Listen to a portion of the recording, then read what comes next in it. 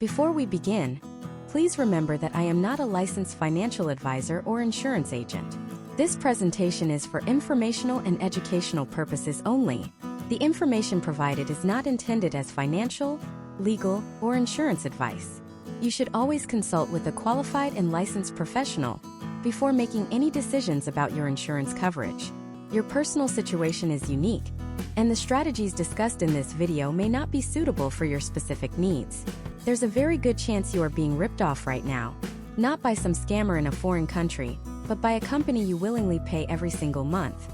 A company you've probably been with for years. Your car insurance company.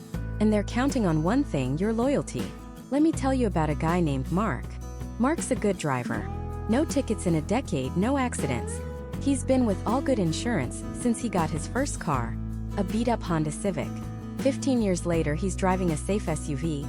He has a family, a good job, and his insurance bill is higher than ever. Every 6 months it creeps up.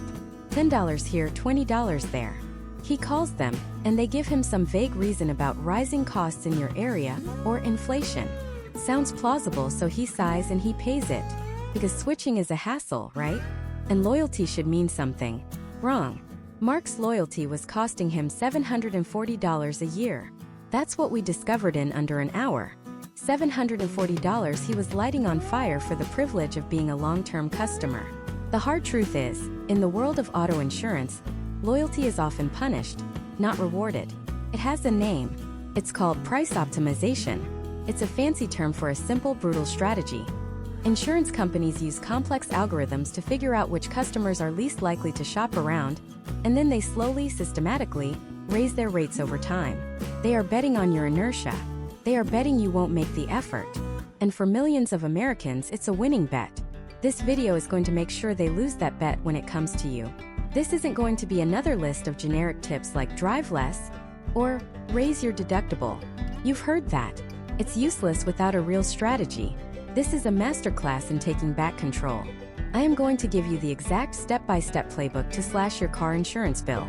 We're going to demystify the entire process.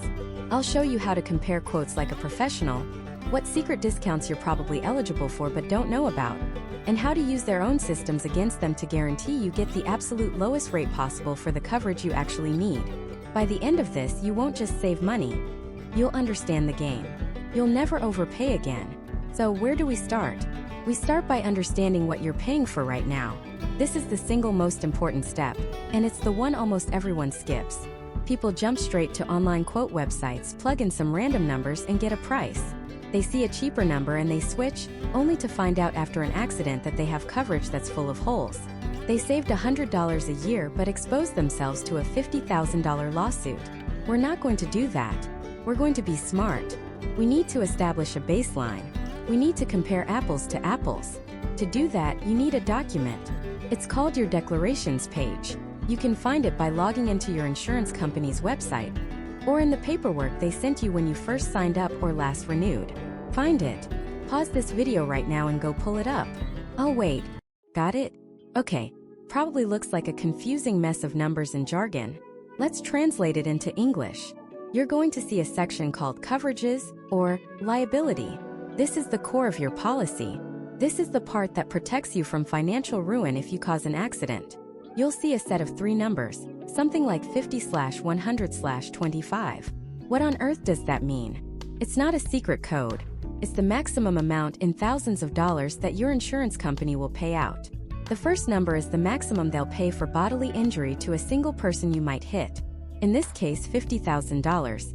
The second number is the maximum they'll pay for bodily injury for the entire accident, no matter how many people are hurt. Here it's $100,000. The third number is the maximum they'll pay for property damage. This is for the other person's car, or if you happen to hit a fence, a mailbox, or a storefront. In this example, $25,000. Now I want you to look at your numbers. Are they 25/50/25? Maybe even lower? That's the state minimum in many places. And let me be blunt. If you have state minimum coverage, you are driving around with a ticking financial time bomb.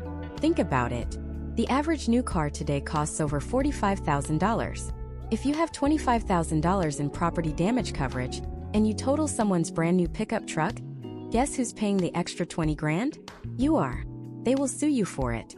They will garnish your wages for it. They will come after your house for it.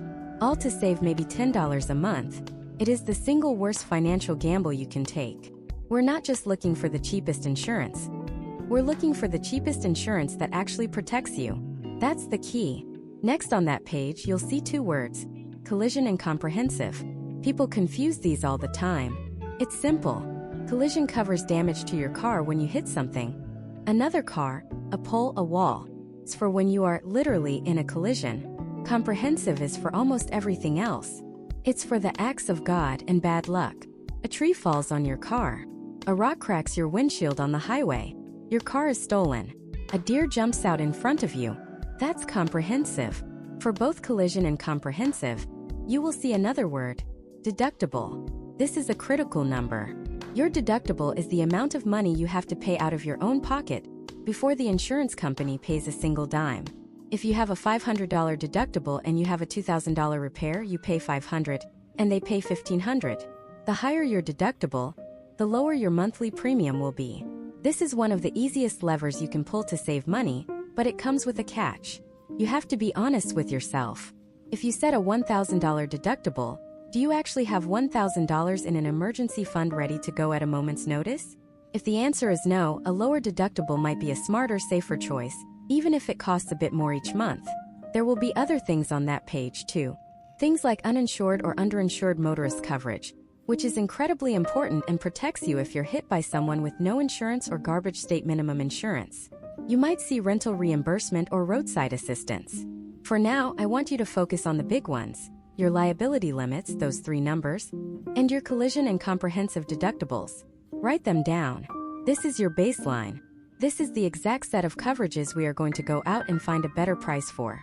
We now have our target. We know what an apple looks like. Without this step, you're flying blind. You're just chasing a low number without understanding the value or the risk. You are now more informed than 90% of the people shopping for car insurance. You've laid the foundation. Now we can start building the house. And the next step is to understand the secret factors that are really determining your rate, most of which have absolutely nothing to do with how well you drive. We're going to pull back the curtain on how they really calculate your price, and I'll show you which factors you can actually control to force that price down starting today. Let's start with one of the biggest, most controversial factors of them all: your credit score. Yes, that 3-digit number that banks use to decide if you're worthy of a loan is also being used by insurance companies to decide if you're a safe driver. Now you're probably thinking, what on earth does my Visa bill have to do with my ability to merge onto a highway? And that's the right question to ask. The answer is, statistically, almost everything. Insurance companies aren't magic. They are cold, hard, data-driven businesses. They've spent billions of dollars analyzing decades of claims data, and they found a bizarrely strong correlation. People with lower credit scores, on average, file more insurance claims. They don't necessarily know why. It could be that people under financial stress are more distracted on the road. It could be that people who are meticulous about their finances are also meticulous about their car's maintenance and driving habits. The insurance company doesn't care about the why. They only care about the correlation. To them, a low credit score is a big, flashing red light that says, higher risk. And higher risk always means a higher price for you. Let me paint a picture for you. Meet 2 drivers, Alex and Ben. They are identical in every way an insurance company can measure. They're the same age, live in the same apartment complex, and they both drive a 2021 Honda Civic. They have spotless driving records. No accidents, no tickets. They even have the same job. But there's one difference. Alex has an excellent credit score of 810. Ben, after a rough patch a few years ago, has a fair credit score of 650. When they both go to get an insurance quote from the exact same company, for the exact same coverage, the difference is staggering. Alex gets a quote for a very reasonable $110 a month. Ben gets a quote for $240 a month. That's more than double. Over a year, Alex is paying about $1,300. Ben is paying nearly $3,000 for the privilege of being the exact same driver in the exact same car. Ben is paying a $1,700 a year penalty, not because he's a bad driver, but because of his financial history. This happens millions of times a day across the country. It's one of the industry's biggest, most profitable secrets. So what can you do about it?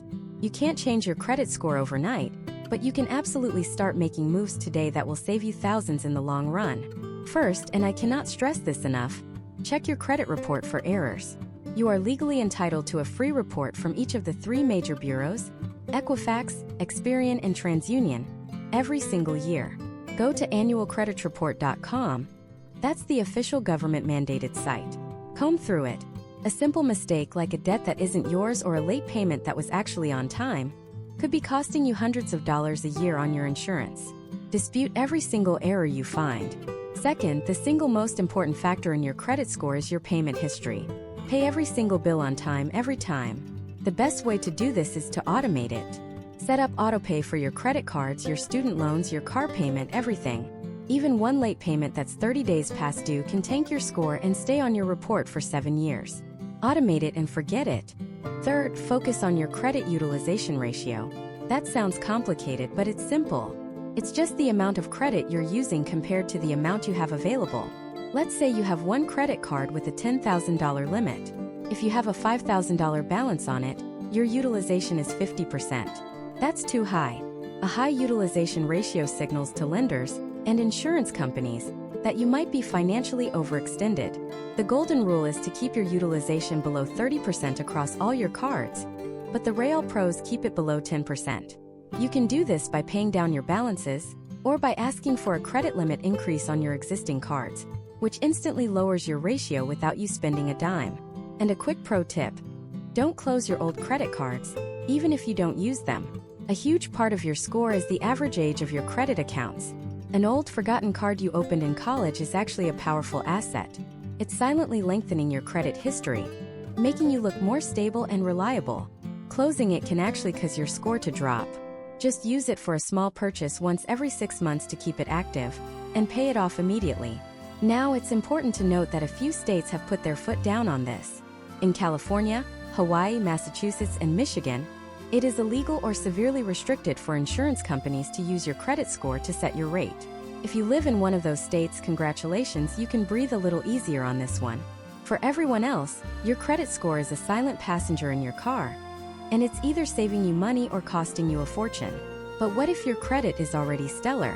What if you're doing everything right but your rate is still sky high? Well, let's move on to the next infuriating factor that has almost nothing to do with you: your zip code. You could be the safest driver in the world, a literal saint behind the wheel who has never even had a parking ticket. But if you live in the wrong zip code, you will pay more. Period. Again, it's a game of statistics. Insurers analyze every zip code in America for risk. They look at the number of accidents reported in that area. They look at crime rates, specifically car theft and vandalism. They look at the population density. More cars packed into a smaller space means a higher chance of a fender bender. They even look at the weather. Does your area get a lot of hail that could lead to comprehensive claims? Is it a coastal area prone to flooding? They also look at things you'd never even consider, like the cost of litigation and medical care in your area. If local juries tend to award large settlements in accident cases, or if the local hospitals charge more for an ER visit, the insurance company passes that potential future cost directly onto you in the form of a higher premium. Think about Sarah. She's been living in a quiet, suburban zip code for 5 years and paying a fair price for her insurance. She gets a new job and decides to move just 6 miles away into a more vibrant, dense, up-and-coming neighborhood in the city. Her commute is shorter, her apartment is nicer, but when her next insurance bill arrives, it's shot up by $80 a month. That's nearly $1,000 a year extra. Nothing about Sarah changed. She's the same driver in the same car. But her new zip code has more traffic, a slightly higher rate of car break-ins, and a busier hospital nearby. To her insurance company, she became a riskier client the second she forwarded her mail. So what's the actionable advice here? You're probably not going to move just to save on car insurance, but you can be strategic. If you're already planning a move, whether it's across town or across the country, get car insurance quotes for your potential new addresses before you sign a lease or a mortgage. You might find that one apartment building is in a zip code that saves you $50 a month compared to another one just 10 blocks away. Over the course of a few years, that adds up to real money that could be a deciding factor. And if you're stuck in a high-cost zip code, you can still take steps to mitigate the risk in the eyes of the insurer. Do you have access to a locked garage or a secure parking deck instead of parking on the street? If you do, make absolutely sure you tell your insurance agent. It can make a difference, especially in areas with high theft rates. Installing an anti-theft device, like an alarm system or a GPS tracker, can also sometimes earn you a small discount. You have to prove to them that even though you live in a statistically risky place, you personally are a lower risk. We've covered your credit and your address, two massive factors that are almost entirely invisible. But we're just getting started. The rabbit hole goes so much deeper. Insurers look at your job title, your marital status, whether you own a home, and even your level of education to build a profile of you and predict how likely you are to cost them money. And each one of these factors comes with its own set of strategies and secrets you can use to turn the tables in your favor. We're going to break those down next. Let's start with one of the most controversial and misunderstood factors, your credit score. Now you might be thinking, what on earth does my Visa bill have to do with my driving? And that's a fair question. Insurers will tell you it's not about how wealthy you are. It's about predicting risk. They use a special version of your credit score, often called a credit-based insurance score, and their data, gathered over decades and millions of customers, shows a strong correlation. People with higher credit scores tend to file fewer claims. Think of it from their perspective. They see someone who consistently pays their bills on time, manages their debt well, and lives within their means as someone who is generally more responsible. They believe that responsibility carries over to other areas of life, like maintaining their car and driving safely. Conversely, they see someone with a low score, missed payments, and high debt as statistically more likely to file a claim. It might be a small claim for a fender bender they can't afford to fix themselves, or it could be a larger one. They don't care about the reason, they just care about the probability. The financial impact of this is staggering. Let's take two identical drivers, same age, same car, same clean driving record. Driver A has excellent credit. Driver B has poor credit. Driver A might get a quote for $1,500 a year. Driver B, for that exact same policy, could be quoted $3,000 or even more. That's double the price, for no other reason than their credit history. It feels unfair to many, and some states like California, Hawaii, and Massachusetts have actually banned or severely limited the use of credit scores in setting insurance rates. But for the vast majority of the country, it's one of the most powerful factors in the algorithm. So what can you do? This is where you take back control. First, pay every single bill on time. Payment history is the biggest component of your credit score. Second, keep your credit card balances low. A good rule of thumb is to use less than 30% of your available credit. Maxed out cards are a major red flag to the scoring models. Third, don't open a bunch of new credit accounts right before you shop for insurance. This can cause a temporary dip in your score. And here's a pro tip. Get a copy of your credit report. You are legally entitled to a free one from each of the 3 major bureaus every year. Go through it line by line. A surprising number of reports contain errors. A late payment that wasn't late. An account that isn't yours. Disputing and fixing these errors is one of the fastest ways to boost your score, and can directly translate into hundreds of dollars in savings on your car insurance. Next up is the factor everyone knows about, but few understand its true complexity: your driving record. This is the heart of your risk profile. It's your driving resume, and every little entry matters. Of course, at-fault accidents are the big one. If you cause a crash, your rates are going up. Period. Most insurers use a surcharge system. A minor accident might add a 20 or 30% surcharge to your premium for 3 years. A major one could see you paying double what you did before, and that surcharge can stick around for as long as 5 years. Imagine paying an extra $1,000 a year for 5 years, all because of one moment of distraction. That's a $5,000 mistake on top of your deductible and everything else. Then you have moving violations, speeding tickets, running a red light, illegal turns. Each one is a data point that tells the insurer you're a little bit riskier than they thought. Many states use a point system, and so do insurers. One minor speeding ticket might not move the needle much, but a second one within a year or two. Now a pattern is emerging. A third, you might be reclassified as a high-risk driver and see your rates skyrocket, or even find your policy non-renewed, forcing you to find insurance from a specialty company that charges astronomical prices. And then there is the absolute nuclear option for your driving record: a DUI or DWI. This isn't just a red flag. It's a giant, flashing, screaming siren that tells insurers you are an enormous financial liability. If you're convicted of driving under the influence, your insurance premium will, without question, increase by thousands of dollars per year. You will likely be required to file a special form with the state called In-State Route 22, which is basically a certificate proving you have insurance, and it costs money just to file. Many standard insurance companies will drop you on the spot. A DUI isn't just a mistake. It's a financial catastrophe that can haunt your insurance rates for 7 to 10 years. The strategy here is twofold. The obvious part is to drive safely. Be defensive, be patient, put the phone down. But beyond that, you need to be strategic. If you get a ticket you believe is unfair, it can be worth it to contest it in court. Paying a lawyer a few $100s to get a 2-point ticket dismissed could save you over $1,000 in insurance surcharges over the next 3 years. Also, ask about accident forgiveness. Many companies offer this as a feature, sometimes for free to long-term customers with clean records, or as a small add-on to your policy. It's exactly what it sounds like. Your rates won't go up after your first at-fault accident. It's a get-out-of-jail-free card that can be incredibly valuable. And finally, know your timeline. If you have an accident or a ticket, find out exactly when it's scheduled to fall off your record. Put a reminder in your phone for that date, because that is the single best day to reshop your car insurance. The moment that incident vanishes from your record, you instantly become a more attractive customer, and you should be rewarded with a much lower price. The third critical factor is one you might not even think about, but it can easily swing your rate by hundreds, even thousands of dollars. It's where you live. I'm not talking about the state. I'm talking about your specific zip code.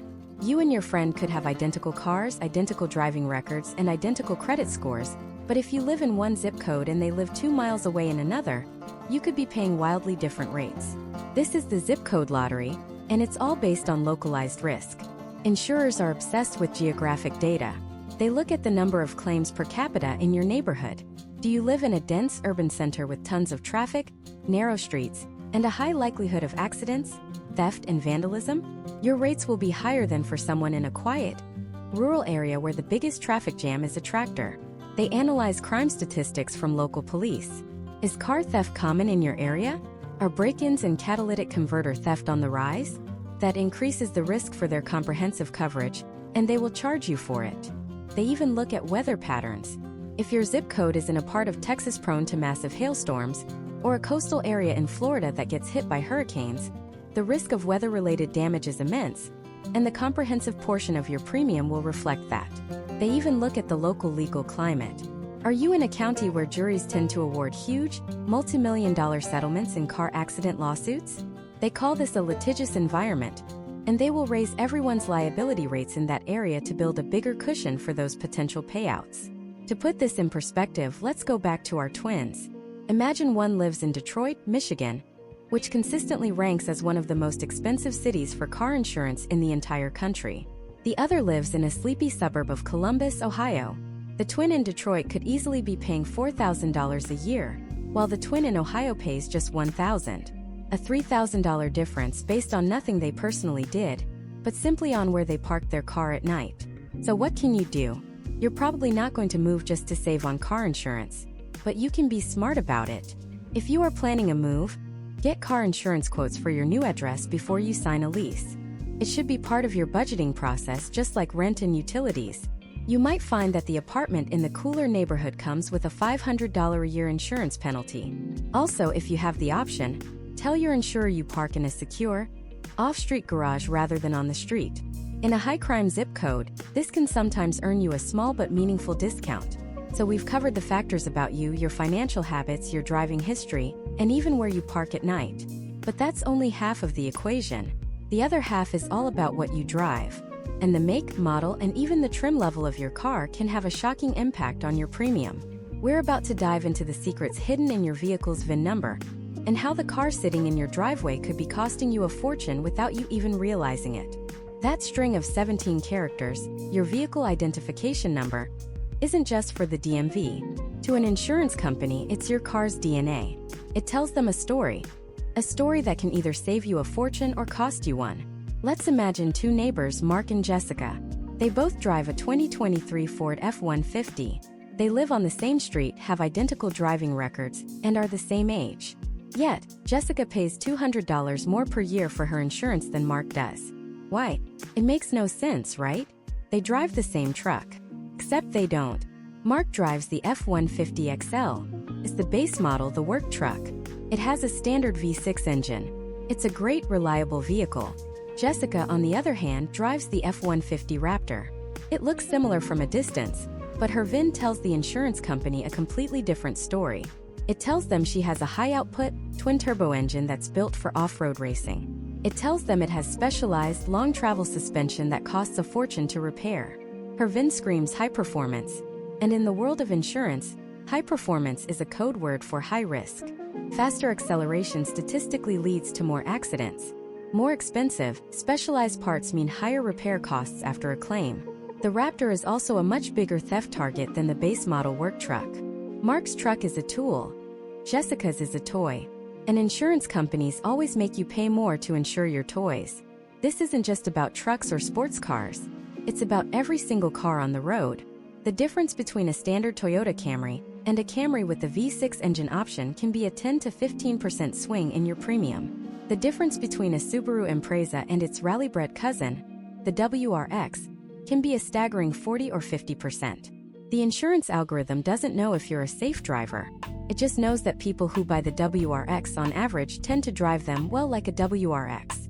They get more speeding tickets, they get into more accidents, and they cost the insurance company more money. You are, in effect, paying for the statistical sins of every other person who bought the same car as you. So the first secret is that your car's performance is a massive rating factor. More horsepower almost always equals a higher premium. But the story your VIN tells isn't all bad news. In fact, it can also be your greatest weapon for getting discounts. Because just as your VIN reveals the engine size, it also reveals every single safety feature that was installed in your car at the factory. And this is where things get interesting. Let's talk about something called ADAS, or Advanced Driver Assistance Systems. This is the tech that's supposed to prevent you from getting into a crash in the first place. Think about things like automatic emergency braking, blind spot monitoring, lane keep assist, and adaptive cruise control. To an insurer, this technology is pure gold. Why? Because it works. Studies from the Insurance Institute for Highway Safety, or IIHS, have shown that vehicles equipped with forward collision warning and automatic braking systems cut front-to-rear crashes in half. That's a 50% reduction in the most common type of police-reported crash. When an insurance company sees that your car has these features, their algorithm sees a lower probability of you ever filing a claim. And a lower probability of a claim means a lower premium for you. This is why you'll often see a brand new Honda Civic, loaded with the Honda Sensing Safety Suite, get a cheaper insurance rate than a 5-year-old base model version of the exact same car. The new car is more expensive to replace, yes, but it's so much less likely to crash that the insurance company is willing to give you a better deal. They are literally betting on the technology to save them money, and they pass a little of that savings on to you. The key is making sure you're actually getting those discounts. Some insurers automatically apply them based on the VIN, but you'd be shocked how many don't, or how many require you to specifically tell them your car has these features. Dig into your policy documents or call your agent and ask, am I receiving a discount for anti-lock brakes? For electronic stability control? For my blind spot warning system? Every yes is money in your pocket. Beyond the specific gadgets, insurers look at the big picture. Your car's overall safety rating. They pull data directly from the two most important safety organizations in the country, the National Highway Traffic Safety Administration, or NHTSA, and the aforementioned IIHS. NHTSA does the famous 5-star crash test ratings. The IIHS does its own more rigorous testing and gives out its coveted Top Safety Pick and Top Safety Pick Plus awards. A vehicle that earns a Top Safety Pick Plus award is statistically one of the safest vehicles on the road. It has aced a brutal series of crash tests designed to simulate the most devastating types of real-world collisions. Drivers and passengers in these vehicles are significantly less likely to be seriously injured in a crash. For an insurance company, this is critical. Remember, your policy doesn't just cover repairs to your car. It covers medical bills. And medical claims can be astronomically expensive, running into the hundreds of thousands or even millions of dollars for a serious injury. So a car that protects its occupants is a car that protects the insurance company's bottom line. That's why a Volvo or a Subaru, brands famous for their safety ratings, often enjoy surprisingly low insurance rates compared to other vehicles in their class. Their owners are less likely to file massive medical payment or personal injury claims. There's one more layer to this, a secret code that most people have never even heard of. It's called an ISO symbol. ISO stands for the Insurance Services Office. This organization is a data powerhouse. For decades, they have been collecting and analyzing claim data for nearly every single make, model, and trim level of car sold in America. They look at how often a specific car is stolen, how much it costs to repair after a collision, and how much it costs in medical claims when its occupants get hurt. They then distill all of that data down into a single simple code, the ISO symbol. This code is essentially a risk score for your car. Insurance companies use these ISO symbols as a shortcut.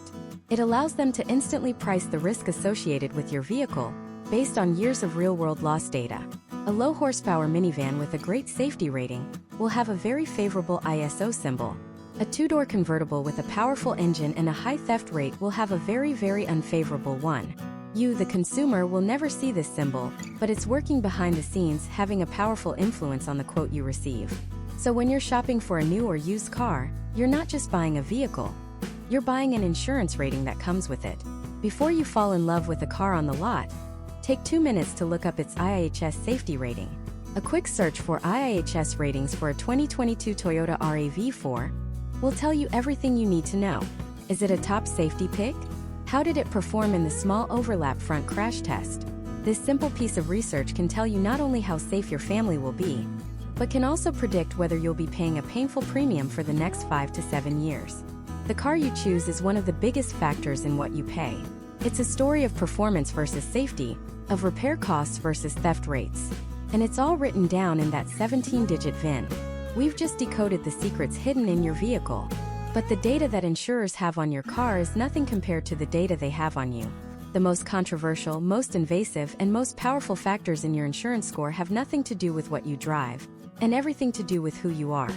This is where the entire insurance game gets turned on its head, because the single most important factor in determining what you pay for car insurance, more important than your driving record in many cases, is your credit score. Yes, your credit score. The same number used to get a mortgage or a credit card is being used to predict if you're going to crash your car. Now, if you ask an insurance company why, they'll give you a very sterile data-driven answer. They'll say their actuaries have found a statistical correlation between people with lower credit scores and people who file more claims. They argue that how you manage your finances is somehow indicative of how you'll manage your car. A person who is responsible with their money, they claim, is also more likely to be a responsible driver, get their oil changed on time, and be more cautious in general. But let's be real about what that means. It means if you lost your job, if you had a medical emergency that resulted in thousands of dollars of debt, if you went through a messy divorce, or if you're a young person who simply hasn't had time to build a credit history, you are automatically labeled a high-risk driver. You will be punished with astronomically higher insurance premiums, even if you have never had so much as a parking ticket in your entire life. The numbers are staggering. A driver with a perfect record but poor credit can pay more than double, over 100% more, than the exact same driver with excellent credit. Let me say that again. Two identical people, same age, same car, same driving history, living next door to each other. One pays $1,000 a year. The other pays $2,000 or even more. The only difference is their credit history. It's a system that creates a vicious cycle. You're financially struggling, so your credit drops. Because your credit drops, your essential expenses like car insurance go up, making it even harder to get back on your feet. It is, in effect, a financial penalty for being poor. Some states have recognized how fundamentally unfair this is. California, Hawaii, Massachusetts, and Michigan have banned or severely limited the use of credit scores in setting auto insurance rates. But for the vast majority of Americans, your FICO score is your destiny. But it doesn't stop there. The second most powerful, and perhaps most controversial factor, is your zip code. Where you live can have a bigger impact on your rates than how you drive. Insurers will tell you this is about risk assessment.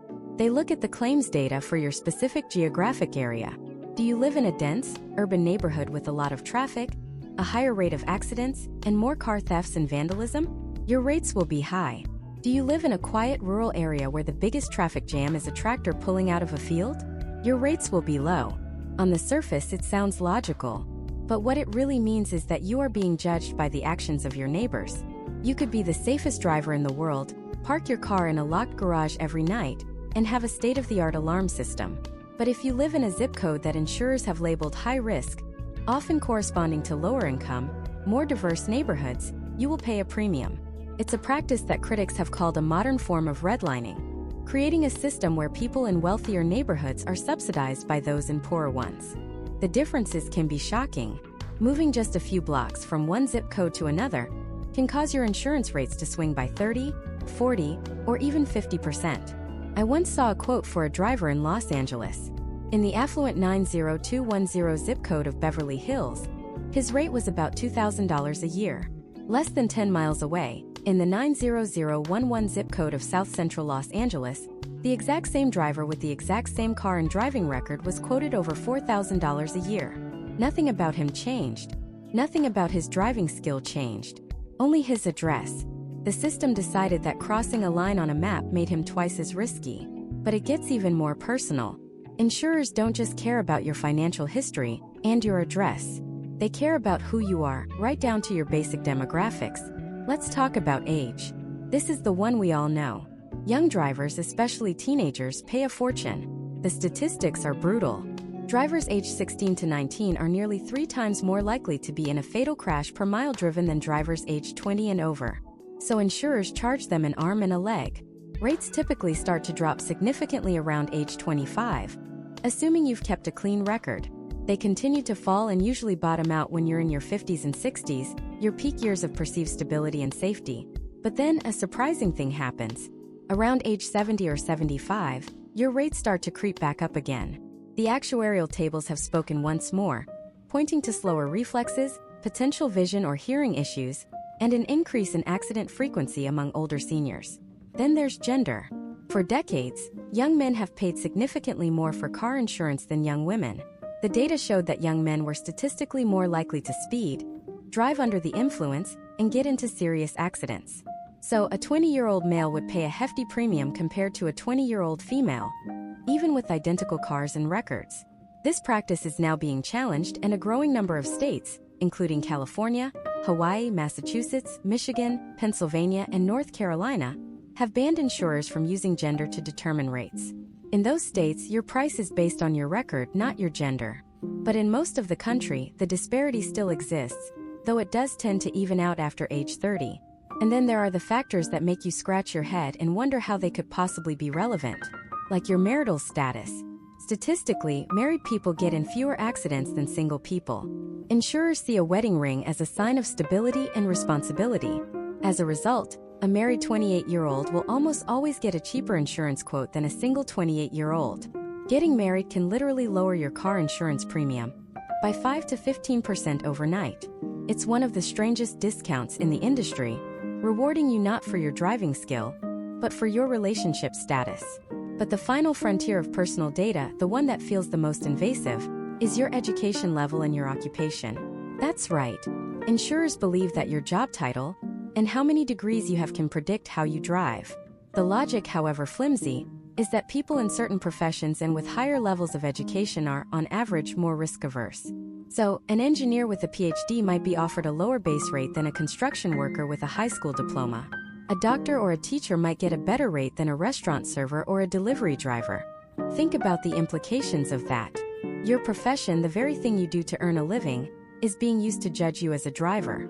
It doesn't matter that a delivery driver spends 8 hours a day on the road and has honed their skills to a razor's edge with a perfectly clean record.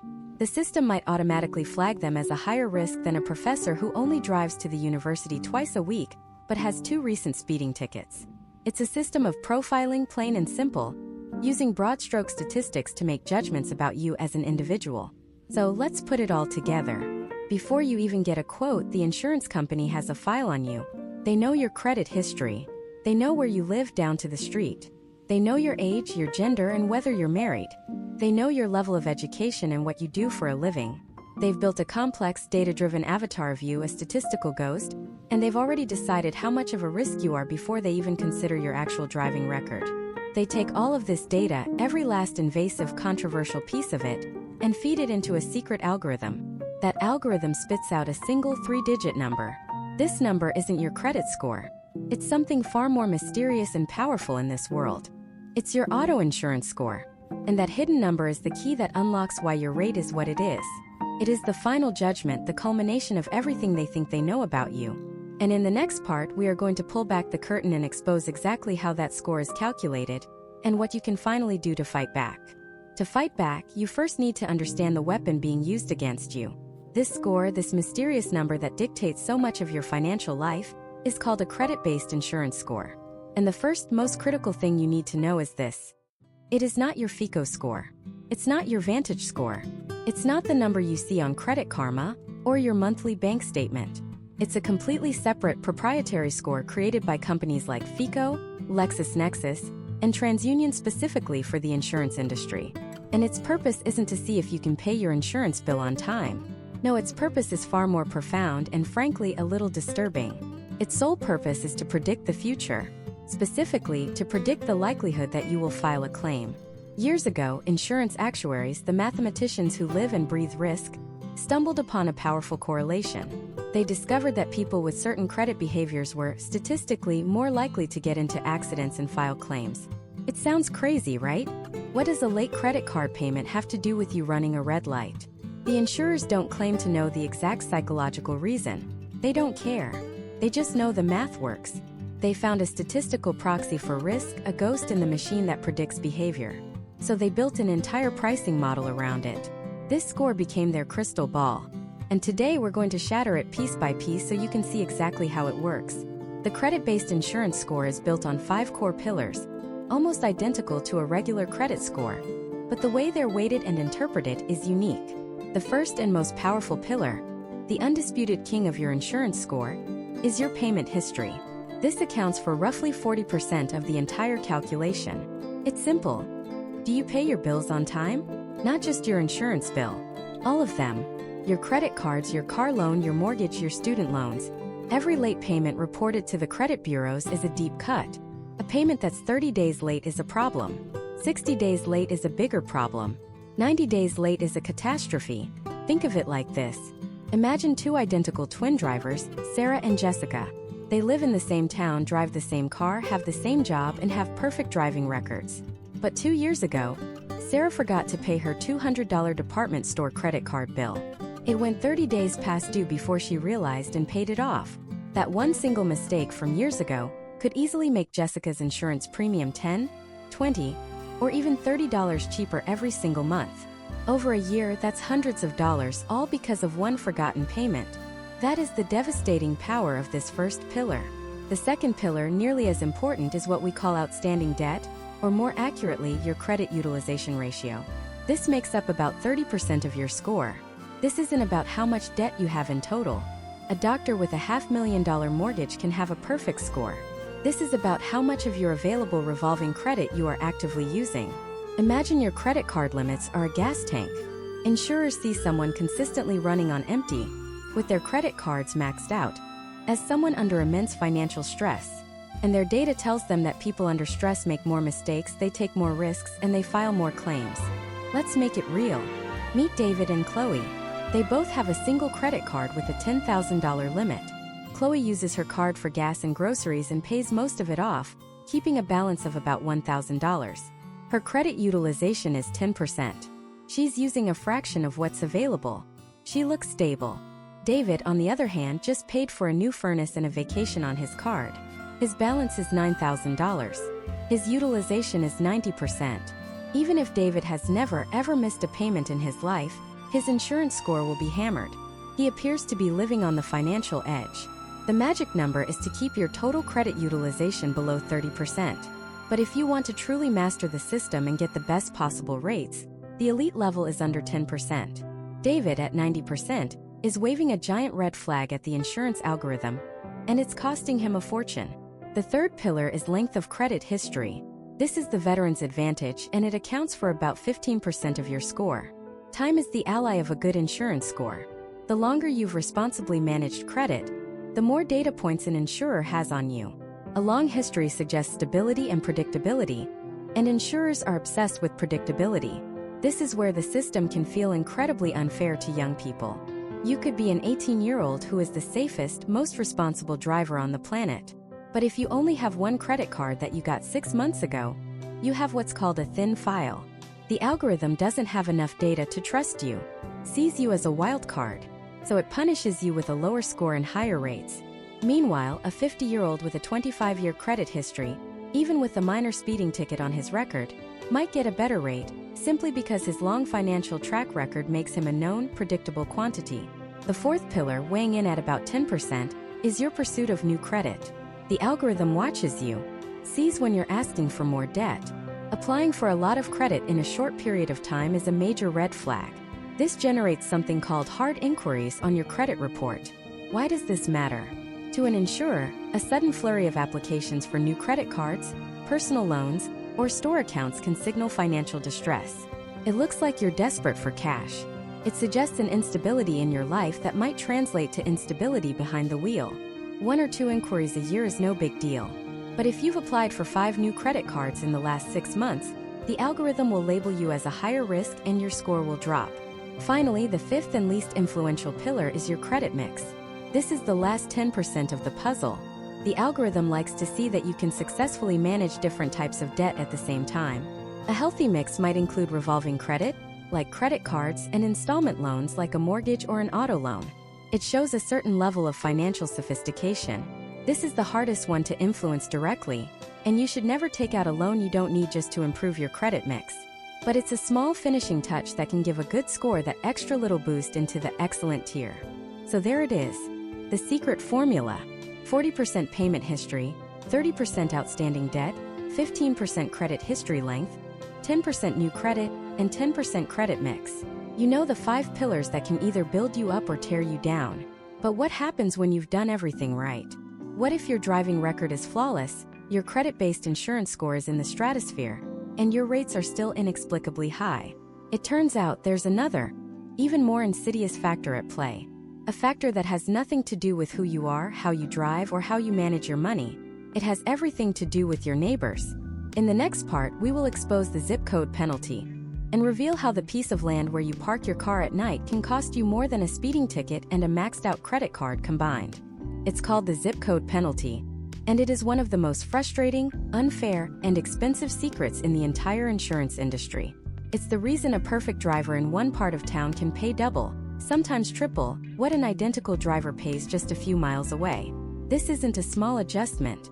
This is a system that can charge you hundreds or even thousands of extra dollars a year, not for something you did, but simply for where you live.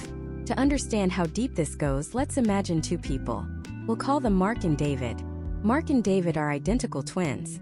They are the same age, have the same job, drive the exact same 2022 Honda Accord, have spotless driving records, and even have the same 780 credit score. They are, for insurance purposes, the perfect risk profile. But there's one difference. Mark lives in zip code 90210, Beverly Hills. David lives 15 miles away in downtown Los Angeles, zip code 90017. When they both call the same insurance company for the same policy, Mark gets a quote for about $150 a month. David, his identical twin with a perfect record, gets a quote for over $300 a month, for the exact same coverage, on the exact same car, from the exact same driver. Nothing about David's personal risk has changed, but by crossing an invisible line on a map drawn by an insurance algorithm, his premium doubled.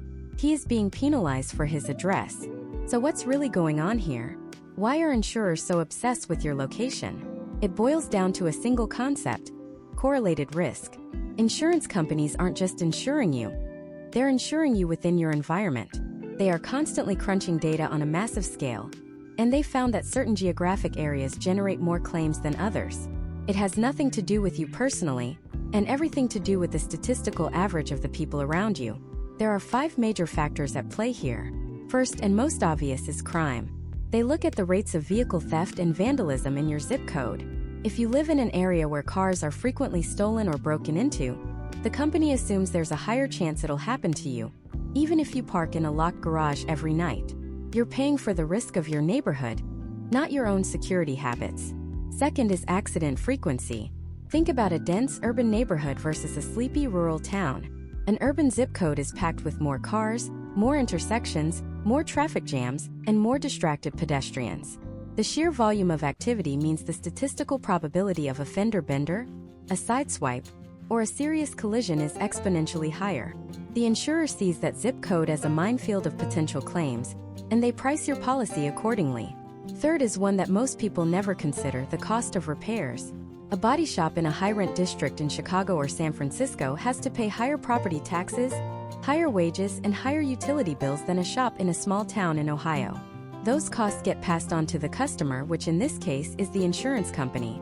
They know that the average claim for a dented bumper will cost them significantly more in your zip code, so they charge you a higher premium upfront to cover that future expense. Fourth is the weather. If you live in Oklahoma's Tornado Alley, you're in a high-risk zone for hail and wind damage. If you're in Miami, it's hurricanes. In Buffalo, it's blizzards and lake-effect snow that cause slick roads and pileups. Insurance companies have incredibly detailed weather maps that overlay with their claims data. And if your home address falls within a zone prone to natural disasters that damage cars, your comprehensive coverage rates will be higher. Period. But the fifth reason is the most controversial of all.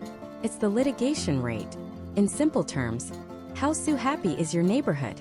In some parts of the country, after a minor accident, people are statistically far more likely to hire a lawyer and sue for bodily injury. A simple $5,000 fender repair can explode into a $50,000 legal battle. Insurers track this data religiously. If your zip code has a reputation for high litigation rates and large legal settlements, they see every driver there as a massive potential liability.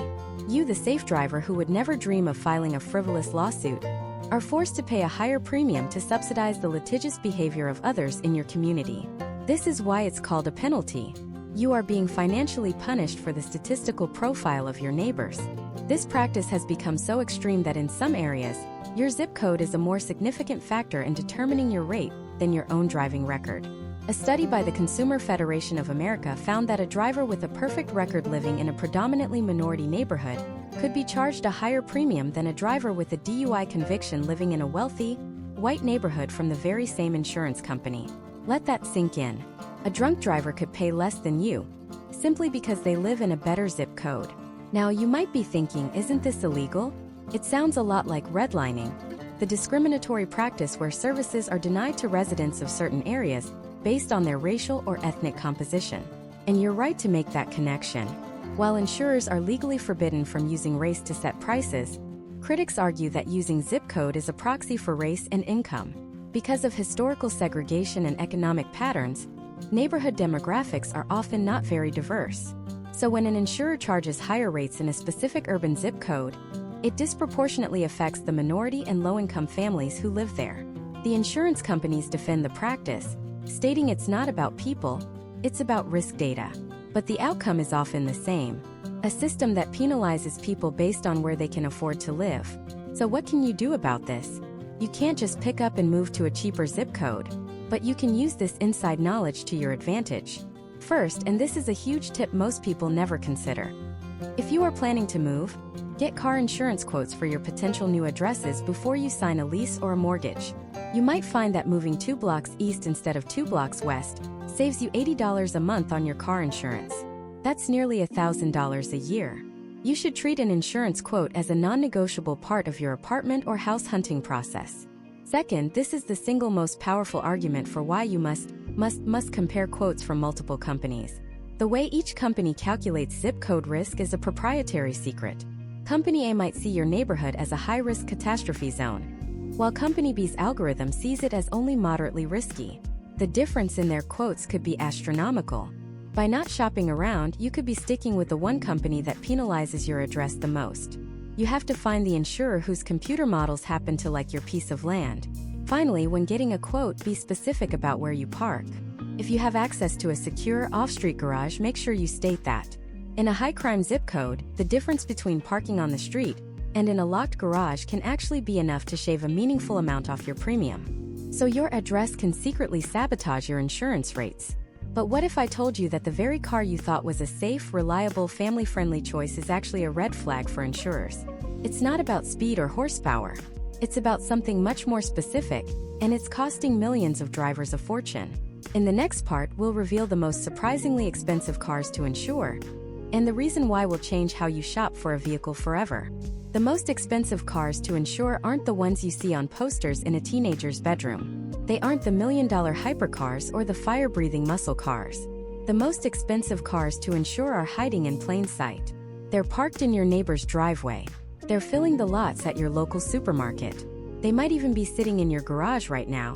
The first category of these surprisingly expensive vehicles are what I call the easy targets. These are some of the most popular, most reliable, and most affordable cars on the road. And that is precisely the problem. I'm talking about models like the Hyundai Elantra, the Kia Sportage, and older Honda Accords and Civics. You're probably thinking, wait, those are sensible, economical cars. Why on earth would they cost a fortune to insure? The answer has nothing to do with how you drive them. It has everything to do with how easy they are to steal. A few years ago, a viral social media trend exposed a massive vulnerability in millions of Kias and Hyundais built before 2022. They lacked a basic anti-theft device called an engine immobilizer, something that had been standard on most other cars for years. This meant they could be stolen in under a minute with nothing more than a screwdriver and a USB cable. The trend exploded. Theft rates for these models skyrocketed, not by 50% or 100%, but in some cities by over 1,000%. Now, put yourself in the shoes of an insurance company. You're looking at your data, and you see that one specific type of car is being stolen at a rate that is completely off the charts. Every time one is stolen and not recovered, you have to pay out the full value of the car. It's a massive, catastrophic loss, repeated thousands and thousands of times. What do? You have two choices. Jack up the insurance premiums on those models to an astronomical level to cover your losses, or simply refuse to insure them at all. And that's exactly what happened. Owners of these perfectly good, reliable cars, people with flawless driving records, suddenly found their insurance rates doubling, tripling, or they received non-renewal notices in the mail, leaving them scrambling to find coverage anywhere at any price. They bought an affordable car to save money, only to have that savings completely wiped out by an insurance premium that cost more than their monthly car payment. It's a financial nightmare born from a single, overlooked manufacturing decision. It proves that the single biggest risk factor for your car insurance might not be your driving, but whether your car is a magnet for thieves. But it doesn't stop there. The second category of surprisingly expensive cars is even more subtle. These are the hiddenly expensive. These cars aren't necessarily targets for theft. In fact, they are often some of the safest cars on the road, packed with incredible life-saving technology. And that technology is precisely what makes them a secret money pit. Let's imagine a scenario. You're in a parking lot, and you have a minor fender bender. A simple low-speed tap. 15 years ago, this was a $500 problem. You'd need a new plastic bumper cover and maybe a little bit of paint. Annoying, but not a financial disaster. Now let's replay that same scenario in a modern 2024 family SUV. A Ford Explorer, a Toyota Highlander, a Honda Pilot. That bumper isn't just a piece of plastic anymore. Embedded within it are multiple ultrasonic parking sensors. Behind it, there are radar units for your blind spot monitoring and rear cross-traffic alert systems. A simple tap that barely leaves a scratch can damage those delicate, expensive sensors. Suddenly, that $500 repair is now a $2,000 repair, because you're not just replacing plastic. You're replacing sophisticated electronics that need to be professionally installed and calibrated. Let's take it a step further. A rock flies up on the highway and chips your windshield. Again, a decade ago, this was a routine $200 fix. But on a new car with advanced driver assistance systems, or ADAS, the windshield is no longer just a piece of glass. It's a critical component of your car's safety system. Mounted to the inside is a highly sensitive camera that controls your lane keeping assist, your automatic emergency braking, and your adaptive cruise control. When you replace that windshield, you can't just slap in a new one. The camera has to be painstakingly recalibrated by a trained technician with specialized equipment. That $200 glass replacement just ballooned into a $1,200 system recalibration. Think about your headlights. They used to be $50 seal beams you could change in your driveway. Now they are stunning, self-leveling, adaptive LED or even laser units, housed in a complex assembly that can cost $2,000 or more to replace. For a single headlight, this is the hidden cost of technology. Every new feature that makes a car safer or more convenient also adds a layer of complexity and expense to its repair. Insurance companies know this because they are the ones paying the bills. They have mountains of data from millions of claims, and they know down to the penny that a minor collision in a tech-heavy 2024 model costs exponentially more to fix than the exact same collision in a 2014 model. This data comes from organizations like the Highway Loss Data Institute, which constantly analyzes insurance losses by specific make and model. They track the frequency of claims, the severity of claims, meaning the average cost per claim, and the overall losses. This is the secret data that underwriters use to set your rates. When they see that the new, popular crossover with the fancy tech package has an average collision repair bill that's 3 times higher than the base model, they adjust the premiums accordingly. So when you're shopping for a car, you might be comparing 2 trim levels. One has the big touchscreen and all the safety nannies, and it costs $3,000 more. You think, okay, I can handle that in my monthly payment. What you don't realize is that choice could also cost you an extra $40, $50, or even $60 every single month in insurance premiums for as long as you own the car. Over 5 years, that's another $3,600, completely erasing the perceived value of the deal you got. This is how the game has changed. The old logic of a cheaper car is cheaper to insure is broken. A $30,000 sedan with a high theft risk and sensor-filled bumpers can easily cost more to insure than a $45,000 vehicle that is less of a target and simpler to repair. It forces us to redefine how we think about a car's price. The sticker price is just the down payment. The true cost of ownership is revealed in the insurance quote. And failing to check that quote before you sign the papers is one of the biggest financial mistakes a car buyer can make. So we've exposed the hidden money pits. The cars that look affordable on the lot but drain your bank account every month with sky-high insurance. But what about the opposite? What are the unsung heroes of the auto world? The cars that insurers secretly love and reward with the lowest rates? In the next part, we're naming names. We'll reveal the top 5 cheapest cars to insure right now, and the list will definitely surprise you. Alright, the moment of truth. We've talked about discounts, credit scores, and driving records. But what if the biggest cheat code for cheap insurance has been sitting in your driveway the whole time? Or more importantly, what if your next car could save you thousands? Because the vehicle you drive is one of the single biggest factors in determining your rate. It's not just about the sticker price. It's about a hidden price tag that your insurance company calculates behind the scenes. Now, before I pull back the curtain on the top 5, a quick disclaimer. This list is based on national averages from multiple industry sources and data analytics firms. Your specific rate will still depend on you, your age, your location, your driving history. But these 5 vehicles consistently year after year rank at the very bottom for insurance costs across a wide range of drivers. And the reasons why are absolutely fascinating. It's a masterclass in what insurance companies truly value. So let's get into it. Coming in at number 5 on our list of the cheapest cars to insure is a vehicle that has become an absolute icon of practicality. It's not flashy. It won't turn heads at a stoplight. But it's the automotive equivalent of a loyal golden retriever. Dependable, safe, and always there for you. I'm talking about the Honda CR-V. The CR-V is an insurer's dream for 3 main reasons. First, safety. Honda has engineered this vehicle to be a fortress on wheels. It consistently earns top marks from the Insurance Institute for Highway Safety, or IIHS, and the National Highway Traffic Safety Administration. When an insurer sees those top safety pick awards, they don't just see a gold star. They see a vehicle that is statistically less likely to result in expensive medical claims for its occupants in a crash. Fewer injuries equals lower payouts, which equals a lower premium for you. Second, repair costs. The CR-V is one of the best-selling vehicles in America.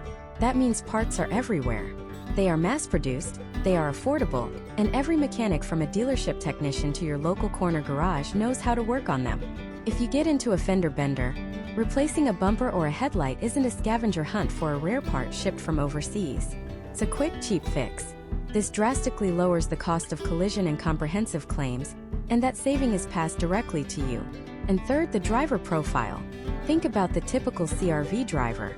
It's often a family, a commuter, someone who values cargo space and fuel economy over horsepower and 0 to 60 times. They are, statistically speaking, lower-risk drivers.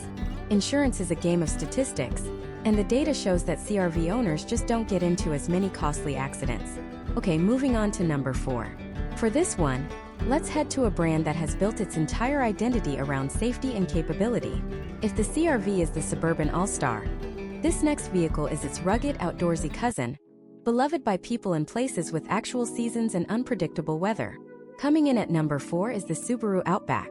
The Outback's secret weapon is its standard symmetrical all-wheel drive. To you, that means better traction in rain, snow, and ice. To an insurer, that's a massive risk reduction feature.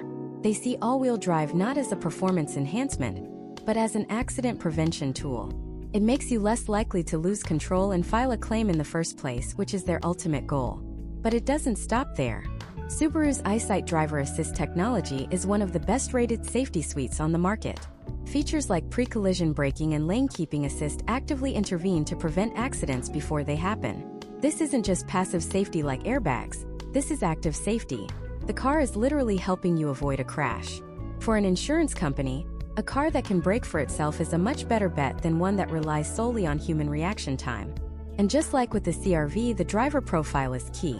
The stereotypical Outback owner is a cautious, practical person who values utility and safety. They aren't trying to set lap records. They're trying to get their kayaks to the lake safely. This low-risk demographic helps keep premiums down for everyone who drives one. Now we're cracking the top 3. The car at number 3 might be the most boring car on this list. And in the world of insurance, boring is the highest possible compliment. It is the undisputed, undefeated champion of set it and forget it transportation. It's a car that's practically a synonym for reliability. At number 3 we have the Toyota Corolla.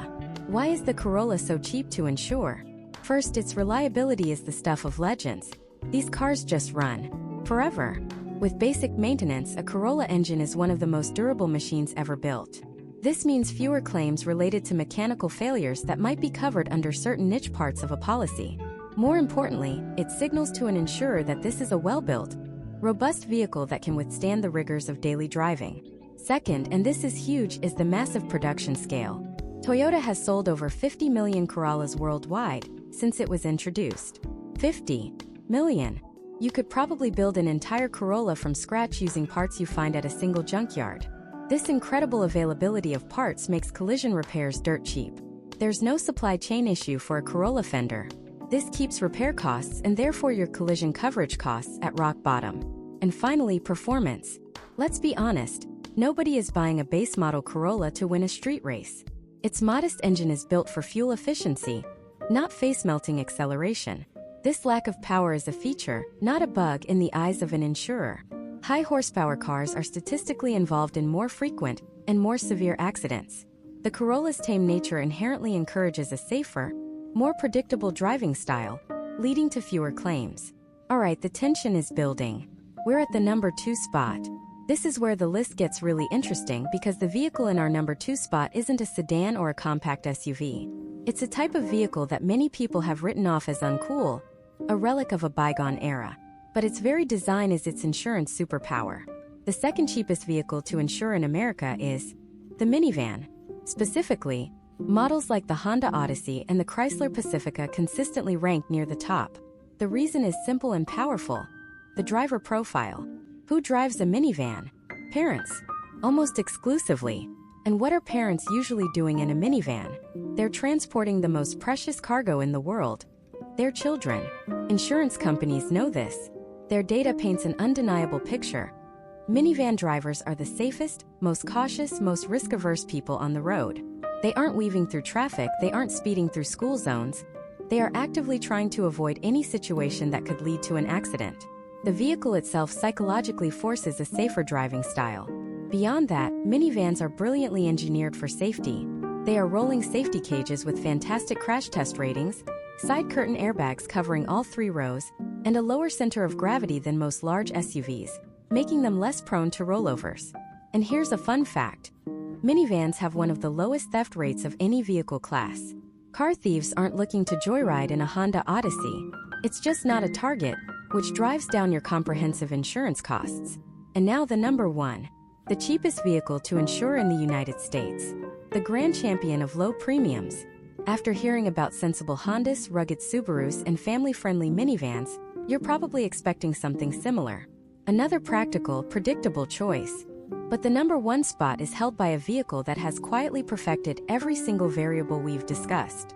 It combines top-tier safety, rock-bottom repair costs, a low-risk driver profile, and non-existent theft rates into one perfect, premium-lowering package.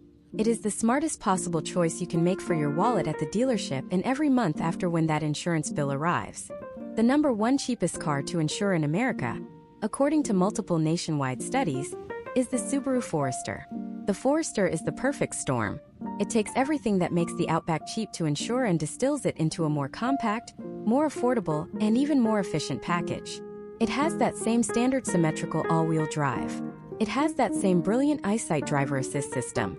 And year after year, it is a top safety pick of the IIHS. It is, from a data perspective, one of the safest vehicles you can put on the road. Its repair costs are incredibly low. It's a simple, rugged, boxy design. The parts are inexpensive and interchangeable with a host of other Subarus. And its driver profile is an insurer's dream come true. Forester drivers are statistically low risk, often living in suburban or rural areas, and they prioritize safety and utility above all else. It is the ultimate expression of what an insurance company wants to see. A car that actively prevents accidents, protects its occupants when one happens, is cheap to fix, is ignored by thieves, and is driven by the most responsible people on the road. So we've uncovered the cars that insurers love. But what about the ones they hate? What about the silent killers of your insurance premium? The cars that look innocent but carry a secret financial penalty? In the final part of our series, we're exposing the other side of the coin. We will reveal the top 5 most expensive cars to insure.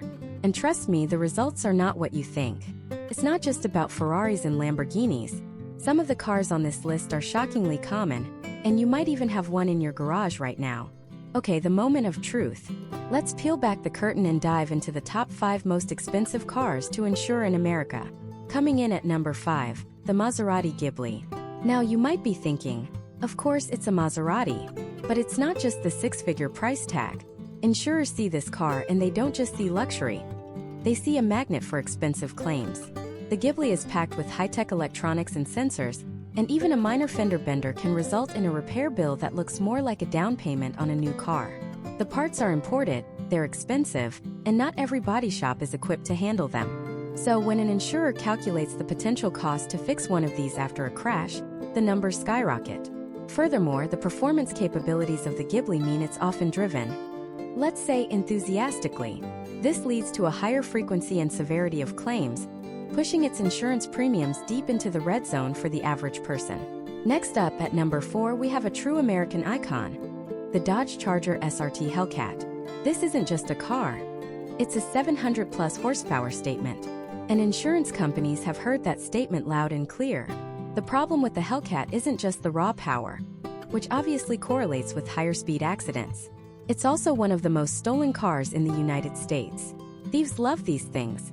The combination of its high-value, desirable parts and sheer street cred makes it a prime target for organized car theft rings. When a car has an abnormally high theft rate, the comprehensive portion of every owner's insurance policy goes through the roof to compensate for that risk. So with the Hellcat, you're getting hit with a double whammy. The risk associated with its extreme performance, and the massive risk of it disappearing from your driveway overnight. Now for number 3, and this one is going to surprise a lot of you. The Tesla Model S Plaid. Wait, you're probably saying, it's an electric car. It's safe, it's packed with technology. Shouldn't it be cheaper? That's the paradox of high-end EVs. Yes, they have incredible safety ratings. But when they do get into an accident, the repair costs are astronomical. The specialized aluminum bodywork requires certified technicians and specific equipment. But the real kicker is the battery pack. The battery is the single most expensive component of the car, and if it sustains damage in a collision, it often needs to be replaced entirely, a cost that can run into the tens of thousands of dollars. Insurers are terrified of this. They see a vehicle where a moderate collision could result in a repair bill so high that it's cheaper to just total the car. This potential for an incredibly high claim severity, as they call it, makes insuring the Model S Plaid a very, very expensive proposition. Sliding into the number 2 spot is the BMW M8 Competition Grand Coupe. This car is the pinnacle of German engineering, a 4-door sedan that performs like a supercar. And it's insured like one too. Everything we've talked about gets amplified with the M8. You have extreme horsepower, leading to higher risk. You have incredibly complex technology, from the laser headlights to the carbon fiber components, which are outrageously expensive to repair or replace. A cracked carbon ceramic brake rotor can cost thousands of dollars for one wheel. Because it's a high-end import, parts aren't just sitting on a shelf at your local auto shop. They often need to be sourced from Germany, adding time and cost to any repair. It's also a car that statistically attracts a driver profile that insurers flag as higher risk. It's the perfect storm of high replacement cost, high repair cost, and high-risk driver behavior, earning it the number 2 spot on our list. And now, for the number 1 most expensive car to insure in America. It's not a Bugatti. It's not a Koenigsegg. It's a car you might actually see on the road.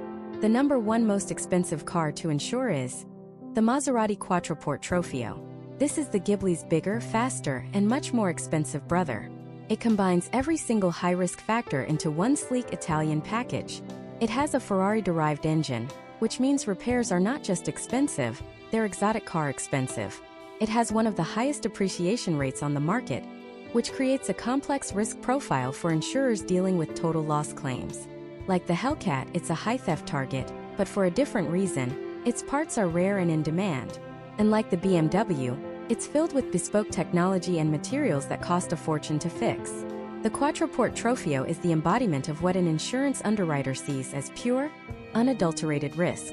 It's fast, it's flashy, it's expensive to buy, a nightmare to repair, and a magnet for theft. That is the recipe for the highest insurance premiums in the country. So, why did we just spend all this time talking about cars that 99% of us will never own? Because the reasons they are expensive to insure are universal truths that apply to your car. Whether it's a Honda Civic or a Ford F-150, the principles are exactly the same, just on a different scale. Does your car have a high theft rate like the Hellcat? Your comprehensive coverage will be higher. Does it have expensive to repair technology like advanced driver assist systems similar to the Tesla? Your collision coverage will cost more. Is it a model known for being driven by a younger, less experienced demographic? Your liability rates will reflect that. Understanding this is the key that unlocks everything. The car you choose to drive is one of the biggest single decisions that will dictate your insurance rate for years to come. And that brings us full circle. Over these 10 parts, we have armed you with a complete arsenal of knowledge to conquer the world of car insurance. We've shown you that the cheapest company is a myth. The best company is the one that's cheapest for you. We've hammered home the single most powerful strategy you have: comparing quotes from multiple carriers relentlessly. Because loyalty is almost never rewarded. We've pulled back the curtain on the magic of discounts, from bundling and good student perks to the hidden power of telematics that reward you for your actual safe driving, not just your demographic profile. We've exposed how your credit score acts as a secret multiplier on your rates, and given you actionable steps to improve it. We've demystified the alphabet soup of coverage, liability, collision, comprehensive, uninsured motorist, so you can build a policy that protects your assets without overpaying for things you don't need.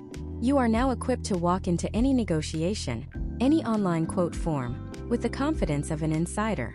You know that your rate isn't just a random number spit out by a computer. It's a complex puzzle based on your driving record, your location, your credit, your chosen coverage, and, as we just saw, the specific vehicle you park in your driveway.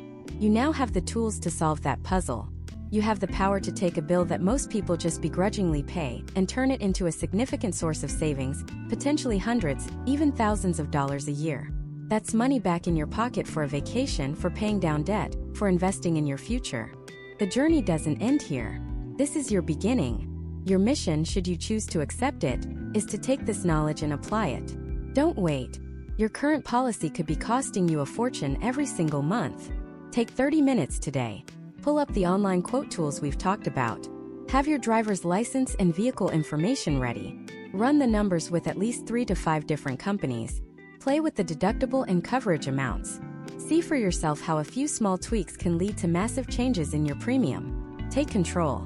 Stop letting insurance be something that happens to you and start making it work for you. You now know more than 95% of the drivers on the road.